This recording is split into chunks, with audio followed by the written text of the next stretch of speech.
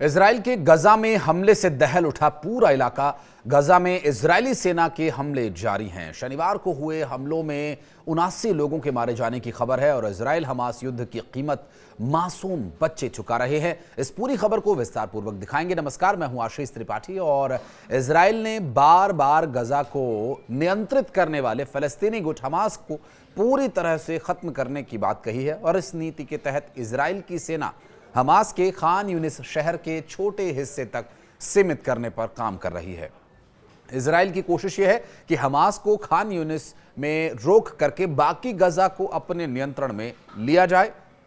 दरअसल इस हमले में मृतकों में खान यूनिस शहर में हवाई हमलों में एक डॉक्टर के मारे गए 9 बच्चे भी शामिल हैं, जबकि एक बच्चा अभी घायल भी बताया जा रहा है। मारे गए बच्चे 7 महीने से लेकर 12 वर्ष तक की आयु के बताए जा रहे हैं।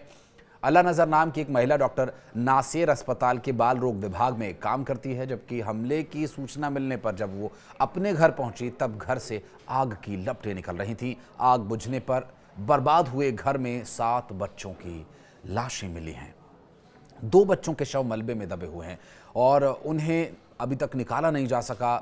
दरअसल नज़र के पति और 11 वर्ष का एक बेटा बुरी तरह से घायल हालत में पाए गए। इजरायली सेना ने कहा कि खान यूनिस इलाका खतरनाक युद्ध क्षेत्र बन गया है। वहां पर इजरायली सेना पर लगातार हमले हो रहे हैं और इजराइल जवाबी हमले भी करना जानता है, इसलिए आम जनों से शहर को छोड़कर जाने के लिए कहा जा रहा है। 7 अक्टूबर 2023 से जारी इजरायली हमलों में अब तक करीब 54,000 लोग मारे जा चुके हैं।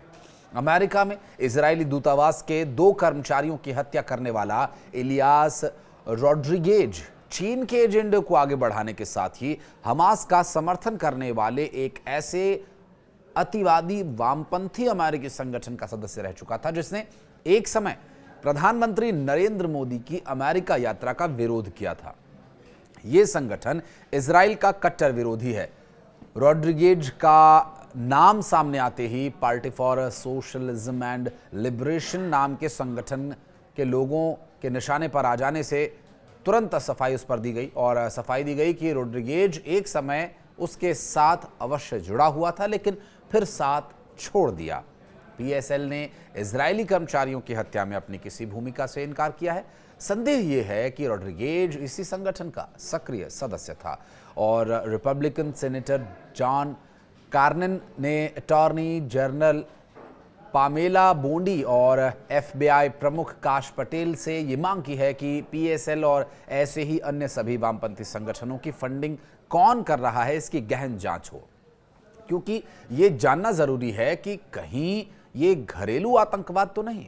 छोटे मासूम बच्चे भी आतंकियों की जिद का शिकार हो रहे हैं। संयुक्त राष्ट्र बाल एजेंसी के अनुसार मयार उन 9,000 से अधिक बच्चों में से एक है जिनका इस साल कुपोषण के लिए इलाज किया गया और खाद्य सुरक्षा विशेषज्ञों का यह कहना है कि आने वाले साल में ऐसे हजारों मामले सामने आने की उम्मीद है।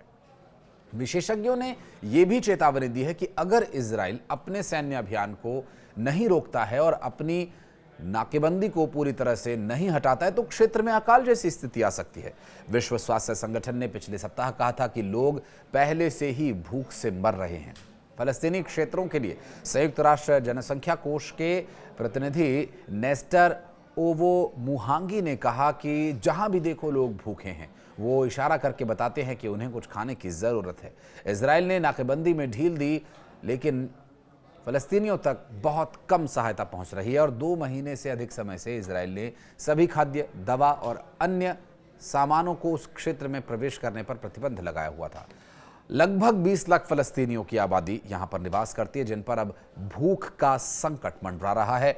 गजा में निवास करने वाले फलस्तीनी जीवित रहने के लिए लगभग पूरी तरह से बाहरी सहायता पर ही निर्भर हैं, क्योंकि इजराइल के आक्रमण ने क्षेत्र की लगभग सभी खाद्य उत्पादन क्षमताओं को तबाह बर्बाद कर दिया है। आतंकवाद को पालने का जो शौक होता है बहुत महंगा पड़ता है, जिसकी कीमत मासूम बच्चे चुका रहे हैं। अब उन बच्चों के माता पिता इसके लिए जिम्मेदार हैं। कौन जिम्मेदार है? वहाँ की सरकार जिम्मेदार है। ये आप तय करके प्रतिक्रिया के माध्यम से कमेंट करके ज़रूर बताइएगा। धन्यवाद।